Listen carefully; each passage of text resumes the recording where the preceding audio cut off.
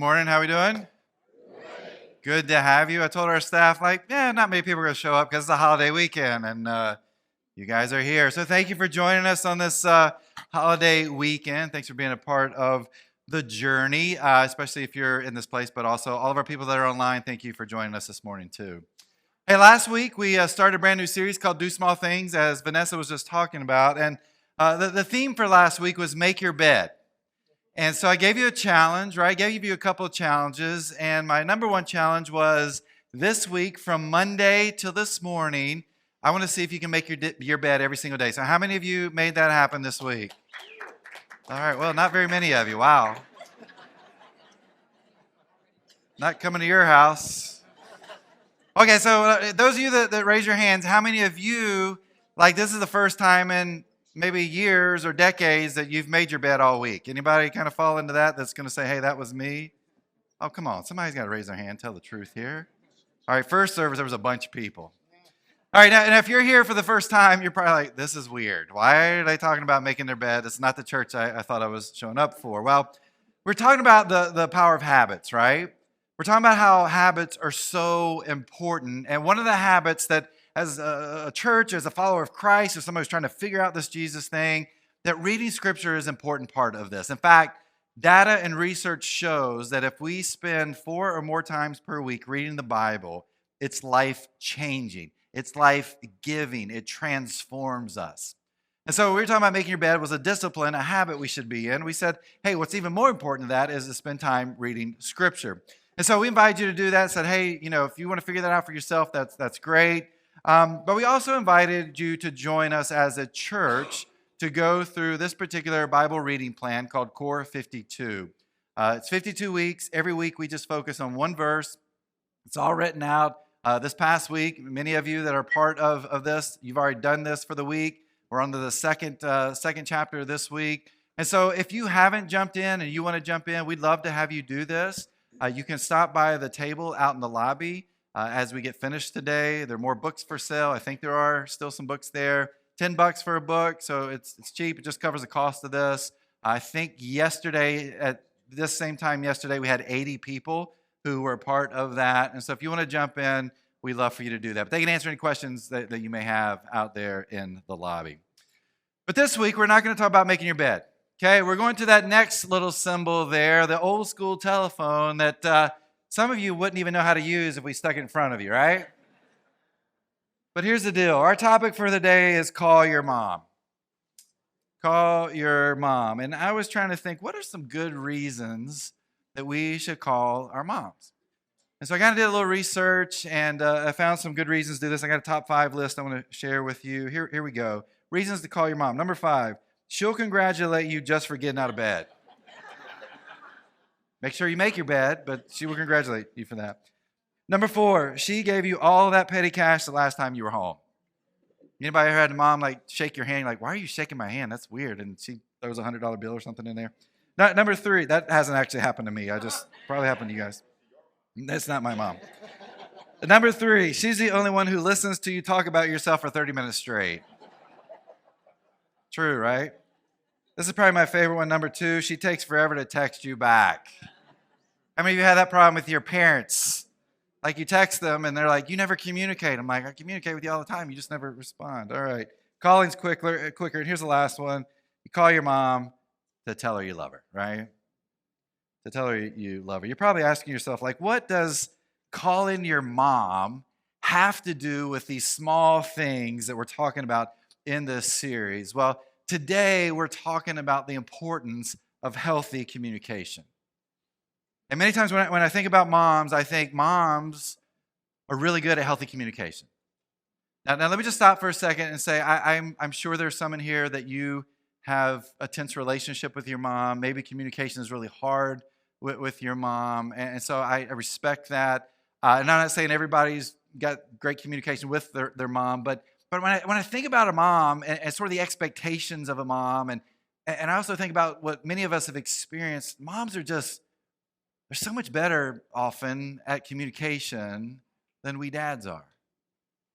Moms just have this knack for giving us the right encouraging words when we need it, or expressing unconditional love to us through her words, and sometimes it's not even through her words, it's just her presence and what she does, that we just know that love is there.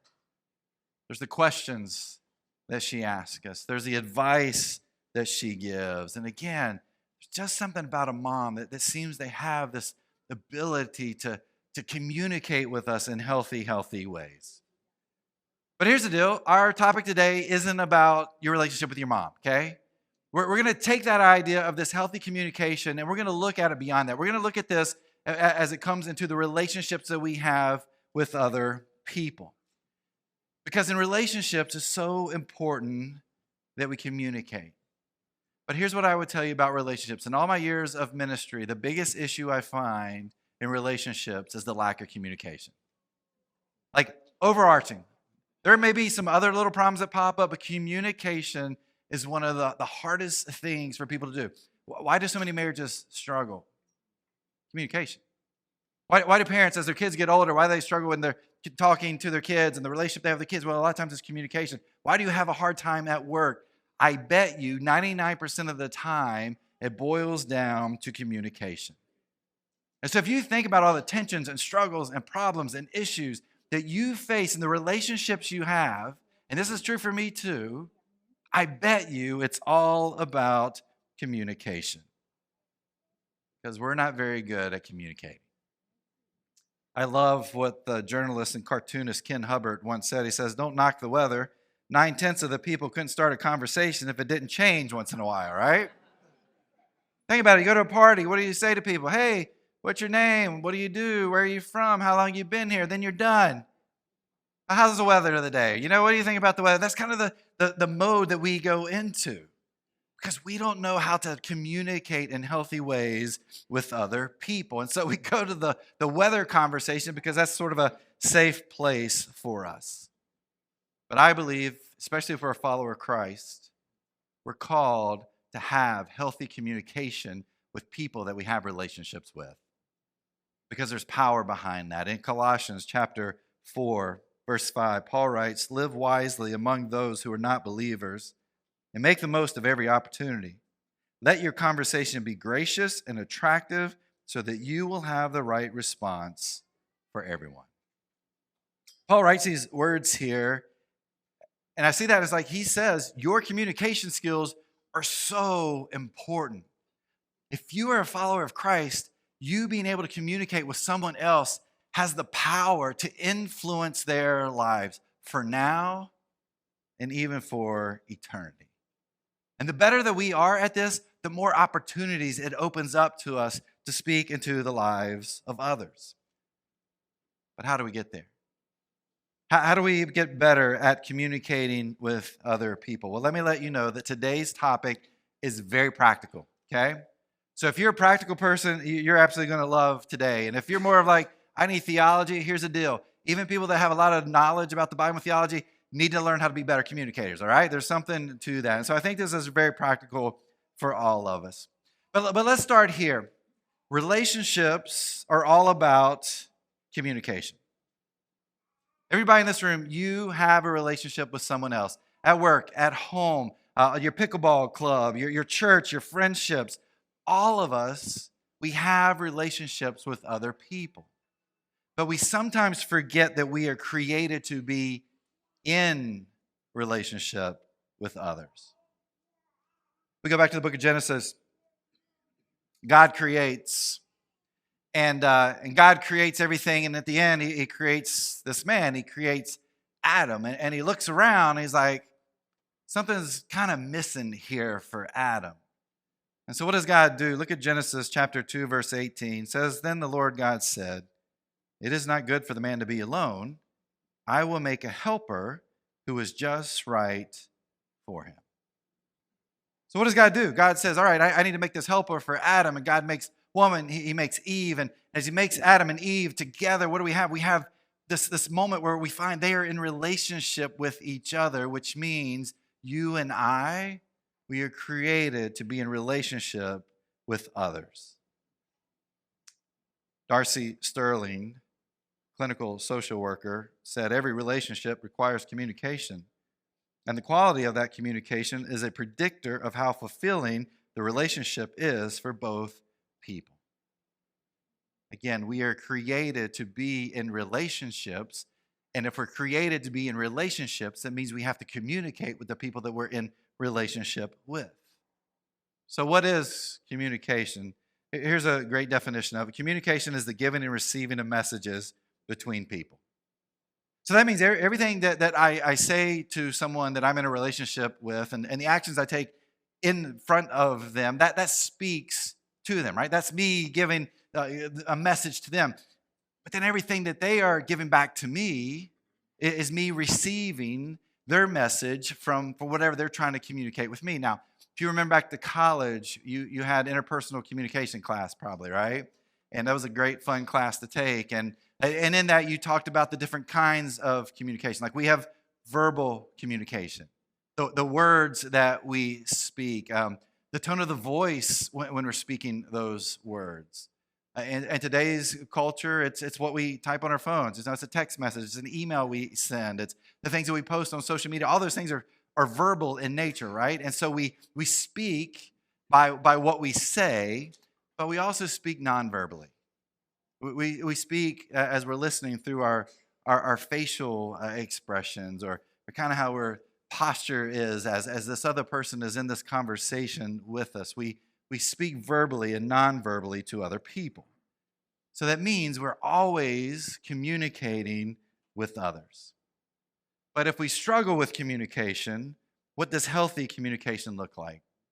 And so I want to start with this point because I think this is something that is so important. Healthy communication begins with listening. Last week we talked a bit again about the importance of reading Scripture, and I said, hey, when people ask me, where should I start if I want to read the Bible? And I tell people James. James is great. James is known as wisdom literature. Wisdom literature means it's practical. And so if you look through the book of James, you read the book of James, there's so many practical points in there. And so again, highly recommend you read James. But I love what James says in James chapter 1, verse 19. He says, understand this, my dear brothers and sisters. You must all be quick to listen, slow to speak, and slow to get angry. What's he start with here? He says, be quick to listen. This is 26 years of ministry for me, in full-time ministry, and as I think back to those 26 years, here's what I would tell you about people. People are terrible listeners. And it doesn't matter if you're a Christian or not, people are terrible listeners. You know what we're good at? Talking. We love to talk. And what do we love to talk about? We love to talk about ourselves. We talk about work. We talk about our family. Again, we talk about our pickleball club. I like pickleball, by the way. I'm not picking on pickleball. I like pickleball, but we talk about that, and we talk about everything that we can think of that's all connected to us. We love to talk, but we don't like to listen, which is really opposite of what James says here, right? James says, be quick to listen and slow to speak, and we are quick to speak and slow to listen. And healthy communication begins when we listen first. Probably never ever thought you'd hear this before, but I got a quote from the Dalai Lama here. But it's what he says is so good. When you talk, you are only repeating what you already know. But if you listen, you may learn something new. When we talk, we're just sharing the information that we already know about ourselves. But if we listen, we can learn so much from the communication we have with people in our lives. And so that's why it's so important that healthy communication begins with listening. And so since we're not very good at listening, we are terrible listeners, let me share with you some ways that we can be better at listening. The first thing I would say is great listeners learn to hear selectively. Now, some of you hear that and you're like, yep, I know some people that listen to me selectively. They're sitting beside me right now, okay? This is a safe place. Here's what I want you to do. Go ahead and elbow them, get it out of the way. You're feeling it, right? Just go ahead and get that out of the way. And that way, safe place to do that. But that's not what I'm talking about. I'm talking about as we listen to people, we are hearing selectively what they are saying. We are looking for cues and clues and insights to this dialogue that we're having with them. Maybe sometimes it's the direct words we hear, but oftentimes it's some passive statement that they say that we've got to hold on to. Or it could be the way that they're holding themselves in this conversation. Their posture is off. You can tell they're kind of hesitant to say something. There are cues that are there that tell us, hey, there's a lot more going on than what we're hearing from them in this moment. And so we've got to be open to listening to what they have to say. This isn't about our agenda, by the way. Again, we're great talkers and terrible listeners. And so we get into a conversation in this relationship we have, and we start giving people our agenda. This is what I want to talk about. Yeah, maybe I'll listen to you for about a minute, but I've got 29 minutes of stuff I need to share with you. That's not how we become great listeners. Great listeners learn to hear selectively. Now, how can we hear selectively? I believe that leads us to the next one. Great listeners ask questions. You want to listen well? Ask questions. Be slow in what you say, but sometimes in that response, what we're really doing is asking questions of that other person. Proverbs 27:9, the writer says, "The heartfelt counsel of a friend is as sweet as perfume and incense." The word counsel that we find here in Proverbs, it actually means advise. It means advise. What does a good advisor do? A good advisor asks questions, right? A good advisor doesn't say, here's everything you need to do. A good advisor says, hey, let's sit down and let's talk through this. Let me ask you some questions. And so as I kind of think about this, I think about counselors. I've shared with you before, I'm not afraid to say it, every other week I go see a counselor every Wednesday afternoon at 3 p.m. With our partners at Safe Harbor. It's great for me. And Sarah's my counselor. She's wonderful at it. And here's why she's wonderful at it. And I get it. She gets paid to do this, and she's been trained to do this. But I can sit there and just throw up all this stuff at her, just like blah, blah, blah, blah, blah. And she'll listen, and then she'll stop and say, hey, can you give me a little more detail here? Or can you kind of tell me what you were feeling when that happened? And she's amazing at asking these questions. Why? Because she's an advisor. She's a counselor. And you know what those questions do? They get me thinking. Because I'm listening. I know she's listening to me, and I'm listening to these questions, and I'm answering these questions. And you know what she rarely does? It says, hey, Chad, here's exactly what you need to do. She asks me those questions, and as I answer them in my mind, I'm like, oh, now I see these steps that I need to take. It's like coaching. Maybe you do coaching where you work, or you've got a life coach or a work coach or mentor. Man, really good ones, they don't tell you what to do. What do? They ask you questions, and they listen to the answers that you give. So important that we have someone in our life like that, and so that we can be that for other people. Great listeners ask questions. But then I would say that great listeners seek to understand. If we're going to talk about communication, we got to talk about conflict. Conflict is a part of relationships. Conflict is a part of communication. We all experience conflict in the relationships that we have. But do we know what lies beneath the surface of that conflict? Because so often when there's conflict in a relationship with someone else, there's actually something going on that's a little bit deeper below the surface. Because in this conversation you're having, you might be asking yourself, why are they responding in this way? Why are they saying this? Why are they making this such a big deal? I don't quite understand. Well, many times there's something going on that's so deep inside of them that they've just never told you that before. And that conflict that you have in that relationship is coming from that place. So much of what we communicate to other people, and they communicate with us, may come from their deeper hopes and hurts that are there. Our kids are a little bit older now, but when they were in elementary school and middle school, they come home and they share these stories about some of the kids that were in school and the things they were doing and how they were acting up and they were causing the teacher problems. And maybe there was some conflict with our kids themselves. And as we listened, it's like, okay, yeah, this isn't anything we need to go deal with. We would listen and then we'd say, hey, what do you know about that kid, that child? And parents, let me tell you this. Your kids in school basically know everything about another kid's personal life and their family, right? They do. And you know what's so funny? Our kids would tell us exactly what was going on. Hey, you know what? Their parents are going through divorce right now. Hey, oh yeah, her mom just lost her job. Oh yeah, they've got to move out of their house for some reason and move away here in the next couple of weeks. And so you know what that opened up? That opened up these incredible conversations that we can have with our kids, and we could say, so why do you think that they are acting out in school in the way that they are? Why do you think they're saying or doing these things around you? What do you think is going on? And we talk to our kids. Kids are smart. Like, oh, yeah, that makes sense. And so it gave us an opportunity to go to our kids and say, hey, yeah, I see what's going on, and you probably should tell your teacher that, but you can also be kind and you can be compassionate because there's something deeper that's happening inside of them. And of course, that's also true for us as adults.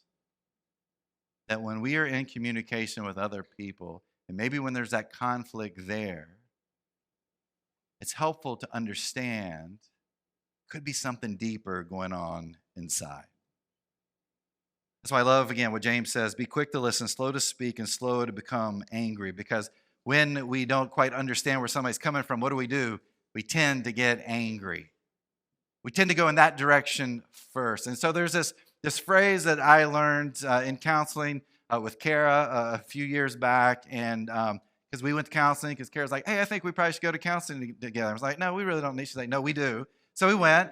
And part of it was communication, right? She's like, we just need to learn how to communicate better. And through that, there was this phrase that our counselor used that has become my go-to phrase in my own life. The counselor said, what you need to ask is help me understand. That when you're in this conversation with someone else and you're not sure what's going on, and maybe there's that conflict that's there, or you're not able to see eye to eye, or you're trying to figure out where this other person's coming from, that you ask that question, help me understand. Help me understand why you said that. Help me understand why you did that. I know that you said this. Can you help me understand what you're saying when you put those details out there in front of me? That phrase is so powerful. There's a couple of reasons for that. One, it lets the other person know you're listening to them. Because if you say, help me understand, you're saying, help me understand this one particular thing you just said. So you are listening selectively to what they're saying, and you want to know more. It shows that you're listening, but it also helps to bring clarity into the conversation. You're not jumping to assumptions.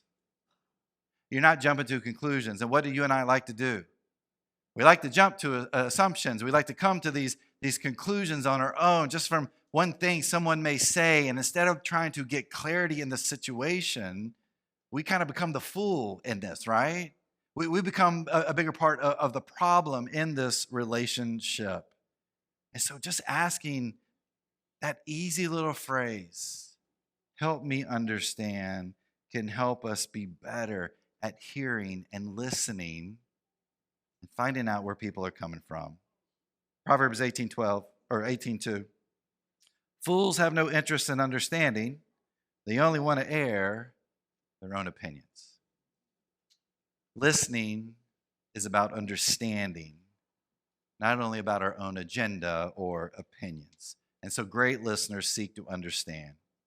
But then here's the other thing I would say is that great listeners are not distracted. A few years back, I worked at a church, and the lead pastor and I would get together about every 2 weeks to do a little coaching session. And we sat down in his office, and I sat in one of the really uncomfortable chairs he had, and then he sat behind his desk for this conversation. Now, let me just kind of stop and say, unless you're afraid of the conversation you're going to have, like, get away from the desk.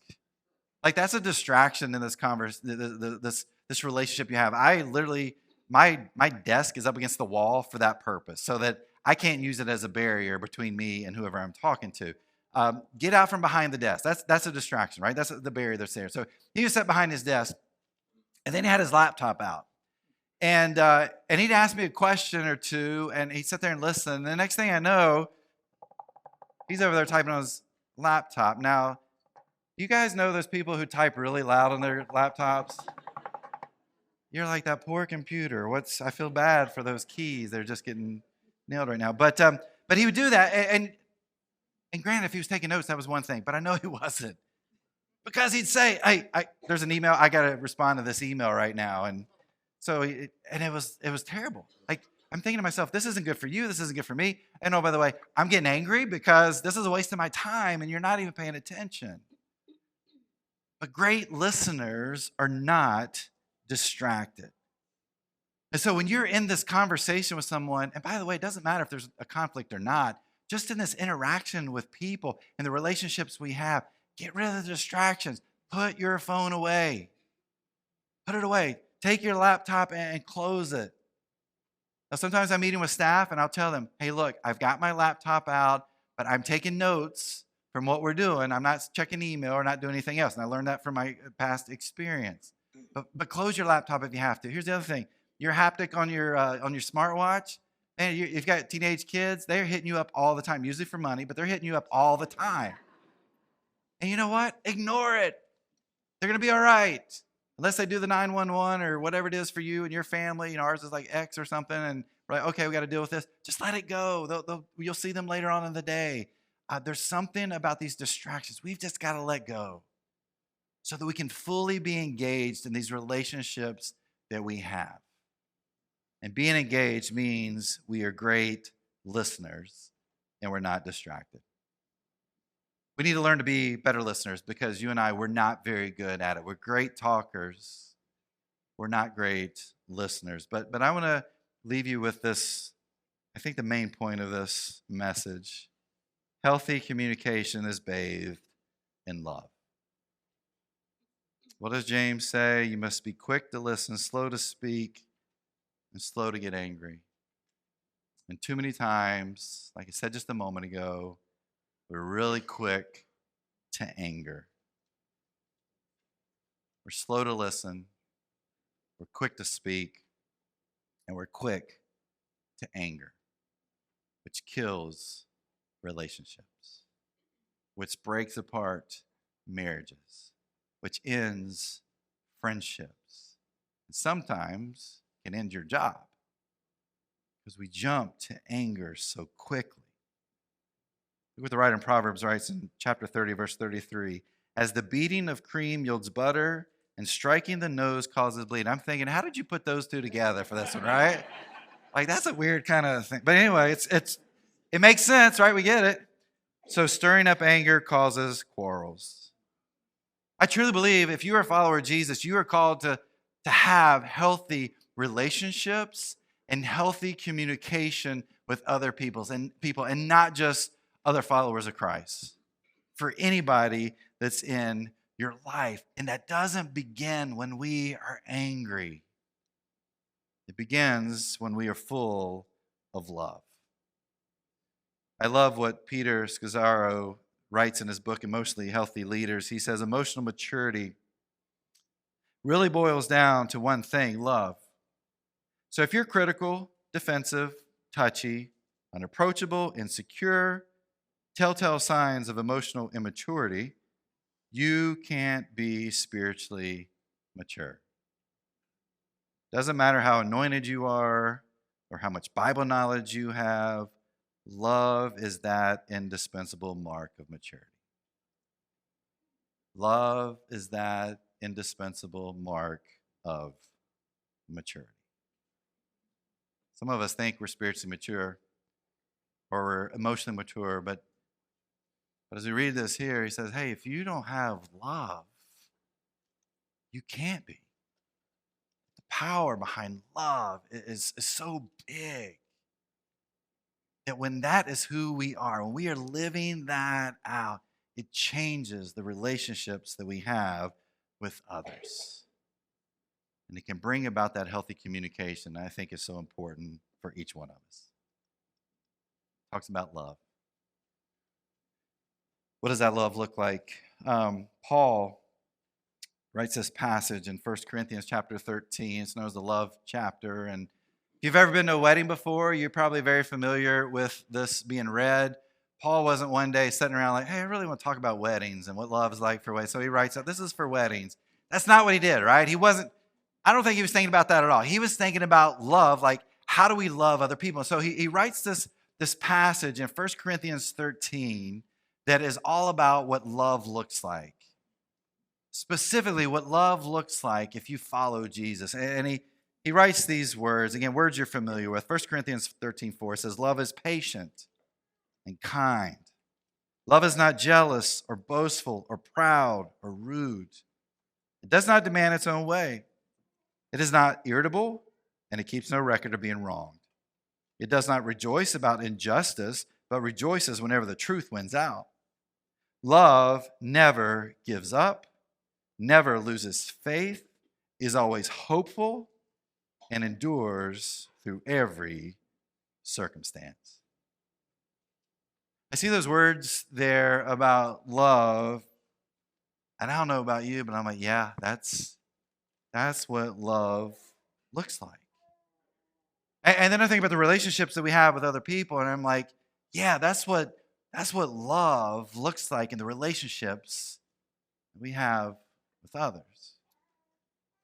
And then I think about healthy communication, and I think to myself, yeah, that's what that kind of love looks like when I'm communicating with other people in my life. Now, the world doesn't tell us to do that. The world says you fight for you. You share your agenda. Everybody needs to know what your agenda is. Don't worry about anybody else. But when we look at Scripture, I don't think that's what it teaches us. I think it says, hey, you wanna be a follower of Christ? You have to be a person full of love. You have to learn to love others. That even when there's that conflict is present, you've still got that love deep down. That your automatic go-to is not anger, it's love. And when you love, you will listen. And when you listen, God can use you in amazing ways. Go back to what Paul shared in Colossians. We read this at the very beginning. Live wisely among those who are not believers and make the most of every opportunity. Let your conversation be gracious and attractive so that you will have the right response for everyone. Now, I know Paul is talking about, hey, if you're a follower of Christ and you are able to have this healthy communication, God can use that to influence the lives of others, to let them know who Jesus is. But I also believe it's talking about, hey, you're going to have an opportunity when you're full of this love and you listen and you're in this relationship, you have the opportunity just to be there for people in those tough times, in those hard times. Because of who you are, God can use you to change somebody's life. And it's all about that healthy communication. As we think about this topic today, first thing I would say, hey, call your mom this week, all right? You got a week to do it. Take time to call your mom. But then the other thing I would say, I believe God wants us to be better listeners. And so my challenge for us as we go into this new week is just to do this small thing. I know it's big, but it's actually a small thing. It's just this week, take time to listen and listen with love.